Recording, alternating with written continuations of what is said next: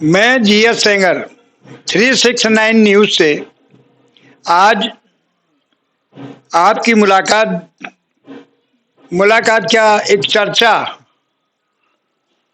दिखा रहा हूं और त्रिपाठी जी हैं, इनसे जानकारी लूंगा इनके विचार क्या है। और पहले भी एक बार चर्चा हो चुकी है, पर आज फिर पुनः दोबारा मैं देश के प्रति इनके भावों को जानना चाहूंगा। आपका शुभ नाम? मेरा शुभ नाम मनीष त्रिवेदी है और मैं पनकी का निवासी रहने वाला कानपुर का हूं। और इस समय मैं मोदी सरकार के नीतियों के बारे में मैं बहुत बेहतरीन खुश हूं, इतना जिसका मैं शब्दों में व्याख्यान नहीं कर सकता हूं। कहने का मतलब ये है, जो कुछ देश में इस समय हो रहा है बहुत गलत हो रहा है। आपसे मेरी एक और वार्तालाप हो चुकी है, मैं आपको आदरणीय जी बताना चाहता हूं, मगर इस समय जो विस्तार में मैं चर्चा करना चाहता हूं, जो ये संभल और बहराइच की जो घटनाएं हैं, इसने हमारे देश का मिजाज पूरी तरीके से गर्म कर दिया है। इसका मतलब ये विपक्ष पूरी तरीके से तुष्टीकरण की राजनीति करना चाहता है और देश में एक समुदाय को विशेष लाभ देकर सरकार को बदनाम करने की पूरी पूरी उनकी इच्छा है कि सरकार को किस तरीके से बदनाम किया जाए। जबकि मोदी सरकार इतना बेहतरीन कार्य कर रही है गरीब जनता के लिए, आवाम के लिए, सारी जातियों के लिए, धर्मों के लिए, बट तुष्टीकरण की राजनीति पूरी तरीके से हावी है। अभी आपने देखा होगा कानपुर में हमारे आदरणीय पूर्व मुख्यमंत्री अखिलेश यादव का आगमन हुआ था। उन्होंने कहा था कि मैं इस समय कानपुर में बहुत अच्छा कार्य कराऊंगा और कानपुर को स्वर्ग की तरीके बना दूंगा। ये उस समय सो रहे थे क्या, जब इनकी सरकार थी?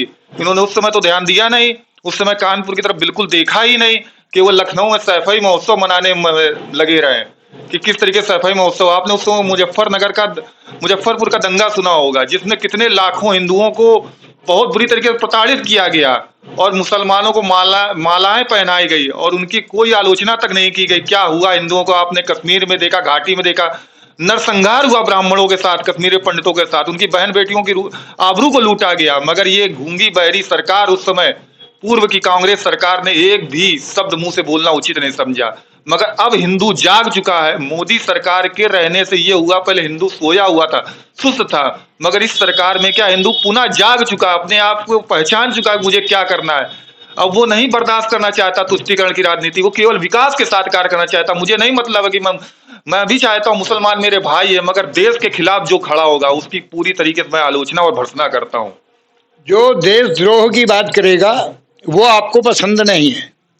मैं एक समझदार हूं और कोई भी जनता एक समझदार प्राणी है। यहाँ पर जो सामाजिक प्राणी होता है वो चाहता देश में विकास हो, जो मोदी योगी सरकार कर रही है।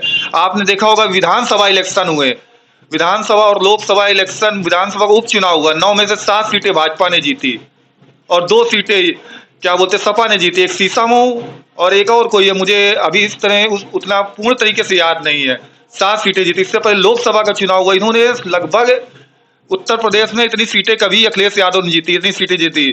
तो इसके पुनः बाद देखिए क्या हुआ, 7 साल योगी सरकार का हो गया था कार्यकाल विधानसभा का, मगर कोई भी दंगा नहीं हुआ। जैसे ही इन्होंने सीटें जीती, जाता तुष्टीकरण की राजनीति की, जातिवाद में बंटवारा किया, तुरंत इन्होंने आग लगाना चालू किया। तुरंत बहराइच की घटना हुई, उस ब्राह्मण परिवार के साथ क्या हुआ, मिश्रा जी के परिवार के साथ एक बच्चा 25 साल की, जिसकी 6 महीने पूर्व शादी हुआ था, विवाह संबंध हुआ था, उसे लोगों ने इतनी बुरी तरीके से नाखून तक उखाड़ दिया, नृशंस हत्या की, जिसकी योगी सरकार ने तुरंत कार्रवाई की।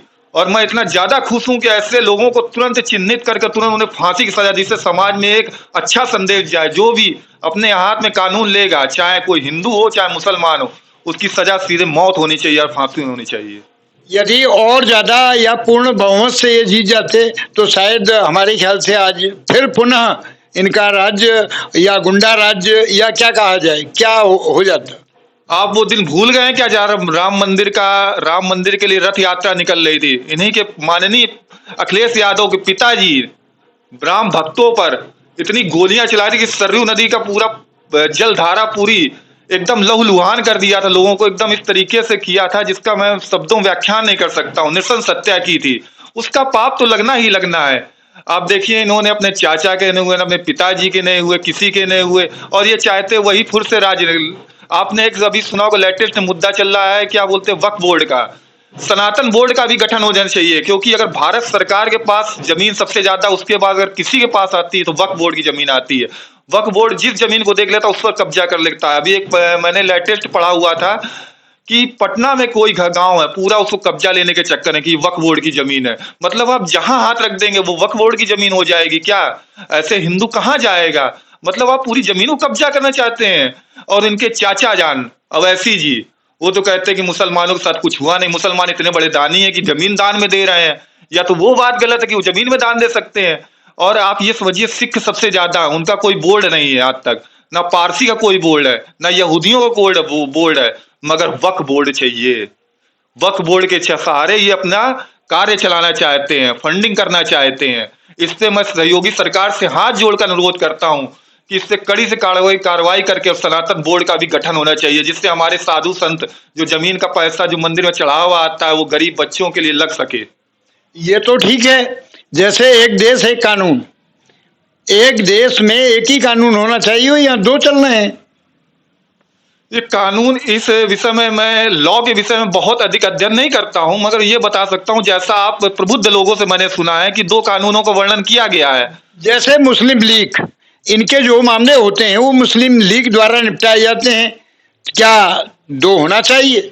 एक देश एक कानून, एक चुनाव भी होना चाहिए। मैं यहाँ तक ही सहमत हूँ कि सरकार के पास उतना पैसे का सोर्स नहीं है, मगर विपक्ष वाले चाहते हैं कि एक देश एक चुनाव भी नहीं होना चाहिए, जबकि एक देश और एक चुनाव की मैं पूर्णतः पक्ष में हूँ कि ना कि एक समय में सारी चीजों को करा लिया जाए, सारा पैसा, उससे पैसे की सेविंग होगी।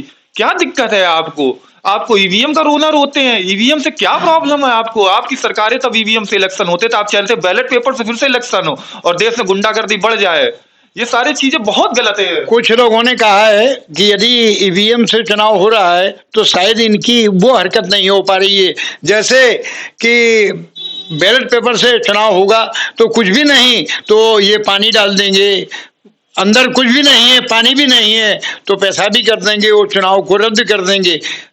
जीतता हुआ देख करके किसी का भी तख्ता उस सीट का पलटा जा सकता है, शायद इसलिए चाह रहे हैं ये लोग ये चाह रहे हैं पुनः वही गुंडागर्दी की सरकार, अराजक तत्व आए, बहन बेटियों के साथ अपराध हो, ये इस तरीके की सरकार लाना चाहते हैं। मैं हाथ जोड़कर देशवासियों से अनुरोध करना चाहता हूं, जो राम का नहीं वो किसी काम का नहीं, ये समझिए आपके आराध्य का नहीं वो किसी काम का नहीं। कम से कम आप जागे तो हैं, अपने आप को पहचाने तो हैं। मैं ये नहीं कह रहा हूँ बीजेपी के आने से आप हिंदू बने, मगर आप हिंदू थे, उन्होंने आपको जगाया, आप सोए हुए थे। तो उस जागने के लिए मैं आप लोगों से ये अनुरोध करना चाहता हूँ कि ये ऐसी सरकारों को कभी भी आप सपोर्ट मत करिए। योगी देख लीजिए, योगी मुश्किल से 10 लाख रुपए होंगे उनके पास जमा पूंजी, और वो एक तखत में सोते हैं। इस तरीके से चल रहा है कि जिसका जवाब बताना चाहता हूं मैं आपसे हाथ जोड़कर, आप प्रबुद्ध लोगों से निवेदन करना चाहता हूं कि ऐसी सरकार को कभी मत लाइए भविष्य में, जिससे कि वो फिर से नरसंहार देखना पड़े। वैसे अभी एक मुद्दा और भी चल रहा है जो मांग कर रहे हैं मुस्लिम कि हम 90% हो गए हैं, अब हमें मुस्लिम कंट्री बनाई जाए, हिंदुओं का नाम ही हटा दिया जाए। बांग्लादेश जो चर्चा का विषय बना हुआ है, तो शायद मेरे ख्याल से अभी ये भाजपा ना आती तो ये भी बांग्लादेश की शक्ल में पहुंच जाता।